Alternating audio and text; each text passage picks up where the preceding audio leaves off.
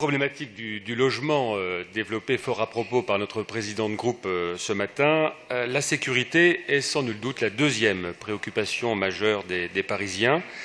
Elle est, qui plus est, un thème d'insatisfaction pour 58% d'entre eux, selon une étude d'opinion publiée en avril dernier, où la politique parisienne en matière de sécurité des personnes et des biens est identifiée, toutes tendances politiques confondues, comme éminemment perfectible. Effectivement, les marges de progression sont importantes. Et comme la sécurité, à notre grande dame, fait l'objet d'une coproduction historique avec la préfecture de police, il y a donc deux leviers qu'il convient d'interpeller pour répondre à une attente forte et exigeante de nos administrés. J'aborde successivement le budget principal et le budget spécial en matière de sécurité. Pour ce qui est du budget propre de la ville de Paris, les moyens consacrés pour l'année 2017 font apparaître une forte hausse, 41%, du budget consacré à la masse salariale, qui constitue la traduction budgétaire de la refonte de la DPSP mise en œuvre en 2016 et entrée officiellement en exercice en septembre. Cette nouvelle direction rassemble désormais 1900 agents contre 1000 l'année dernière, mais cette dynamique ne devrait pas s'arrêter là puisque la DPSP en comptera peut-être près de 3000 d'ici 3 ans, si la réforme du statut de Paris est votée et que le transfert des agents de surveillance de la voirie de la PP à la ville voit le jour.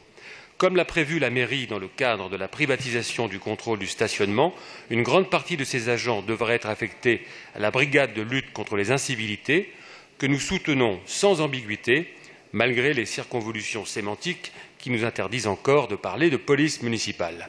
Mais la dynamique est lancée, devrait perdurer, et nous serons évidemment très attentifs sur les résultats de la BLI sur le terrain, en termes de propreté, de tranquillité, de sécurité et de salubrité de Paris.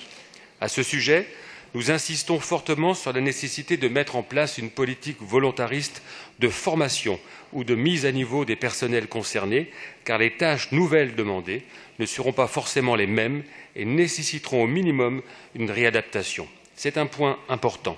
Nous jugerons également la capacité de la BLI à travailler en proximité avec les maires d'arrondissement. Je rappelle aussi que nous souhaitons une politique visible de la BLI en matière de prévention d'actes de délinquance visant les touristes pour redorer le blason écorné de la capitale à travers le monde, notamment pour la clientèle asiatique. Sur le budget municipal de la sécurité, je salue les 9,3 millions d'euros prévus pour la sécurisation des établissements publics et notamment le déploiement d'alarmes anti-intrusion dans les 950 établissements scolaires, ainsi que le fléchage de 4,2 millions d'euros en fonctionnement sur les mesures de prévention du risque d'attentat.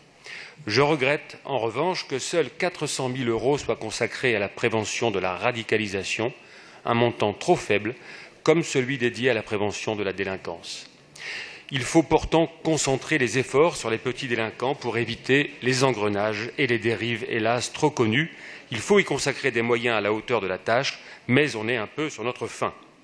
Concernant le budget spécial de la PP, j'avais appelé de mes vœux l'année dernière que le budget 2016 serait le dernier qui comporterait une contribution aussi élevée à la préfecture de police. C'est un vœu qui n'est pas exaucé puisque la contribution de la ville culmine pour 2017 à 288,7 millions d'euros.